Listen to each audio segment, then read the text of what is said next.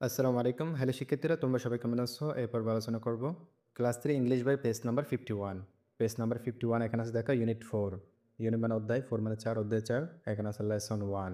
Lesson মানে part, 1 মানে 1, part 1। এখানে আছে দেখো লেটস প্র্যাকটিস। লেটস চলো প্র্যাকটিস অনুশীলন করি। লেটস প্র্যাকটিস চলো অনুশীলন করি। এখানে 1 নাম্বার আছে দেখো সে দ্য ফলোইং ওয়ার্ডস। সে মানে বলো, দ্য ফলোইং মানে হচ্ছে নিম্নের, ওয়ার্ডস মানে হচ্ছে শব্দগুলো। এখানে বলতেছে সে দ্য ফলোইং ওয়ার্ডস, নিম্নের শব্দগুলো বলো বা নিম্নের শব্দগুলো অনুসরণ করো। অ্যান্ড এবং দেয়ার মিডল সাউন্ডস এ, দেয়ার মিডল সাউন্ডস এ, দেয়ার মিডল সাউন্ডস মধ্যবর্তী ধ্বনি এ মানে হচ্ছে এ। অ্যান্ড দেয়ার মিডল সাউন্ডস এ, মধ্যবর্তী ধ্বনি এ, অর্থাৎ এ ইমেলে এ সাউন্ড হয়। এখানে বলতেছে say the following words and their middle sounds A E, শব্দগুলো এবং এদের মধ্যবর্তী ধ্বনি এ বলো। যেমন এখানে আছে দেখো খ্যান, খ্যান অর্থ পাড়া। এখানে আছে ম্যান, ম্যান অর্থ পাড়া। এখানে আছে হ্যাপি, হ্যাপি অর্থ সুখী। ব্যাড অর্থ খারাপ। এই শব্দগুলোর মধ্যবর্তী ধ্বনি হচ্ছে এক, এই সবগুলোতে এ ধ্বনি আছে।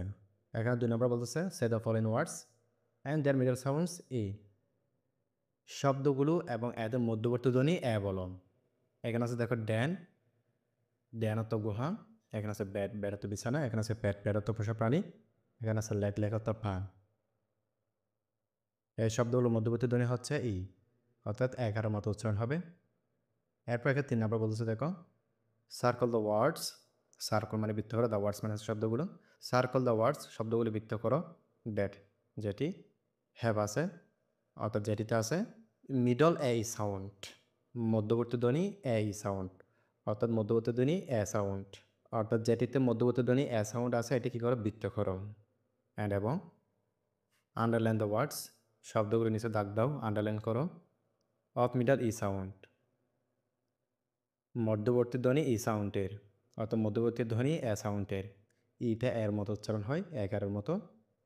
অ্যান্ড এবং underline the words of middle E sound, এই সাউন্ডের নিচে আন্ডারলাইন করো, দাগ দাও। তাহলে এ সাউন্ড হলে আমরা এখানে বৃত্ত করব, অর্থাৎ এই সাউন্ড হলে আমরা এখানে বৃত্ত করব এবং এই সাউন্ড হলে আমরা নিচে দাগ দেব।